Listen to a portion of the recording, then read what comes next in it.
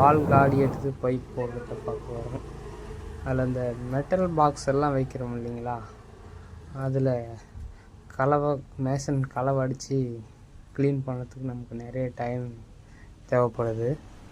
அதனால் அதை நாங்கள் தெர்மாகோல் வச்சு அடித்து அதை க்ளீன் பண்ணும்போது கொஞ்சம் டைம் சேவ் பண்ணலான்னு சொல்லி புதுசாக அதை ட்ரை பண்ணியிருக்கோம். நீங்களும் ட்ரை பண்ணுங்கள். அதனோட வீடியோஸ் தான் இப்போ நம்ம பார்த்துட்ருக்கோம்.